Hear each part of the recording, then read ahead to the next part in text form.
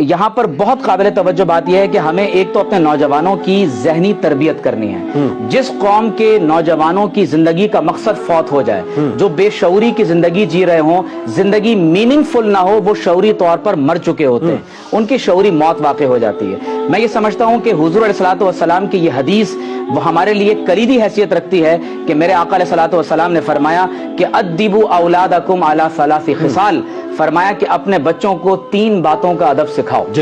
فرمایا حب نبیکم، سبحان اللہ، اپنے نبی کی محبت، سبحان اللہ، اپنے نبی کے اہل بیت کی محبت، سبحان اللہ، اور قرآن مجید کی تلاوت. سبحان اللہ. اگر ہم تربیت سے گھٹی میں اپنے بچوں کو یہ بات ڈال دیں کہ بیٹا تم جہاں کہیں ہوگے تمہیں اللہ تعالیٰ دیکھ رہا ہے، تم اپنے انٹرنیٹ کی گوگل کی ہسٹری ڈیلیٹ کر سکتے ہو، تم اپنی واچ ہسٹری کو، تم پرائیویسی کو تم لگا سکتے ہو، لیکن یہ بات یاد رکھو کہ جو ہسٹری اللہ تعالیٰ کے ریکارڈ میں لگ چکی ہے اسے وہاں سے کوئی ڈیلیٹ نہیں کر سکتا.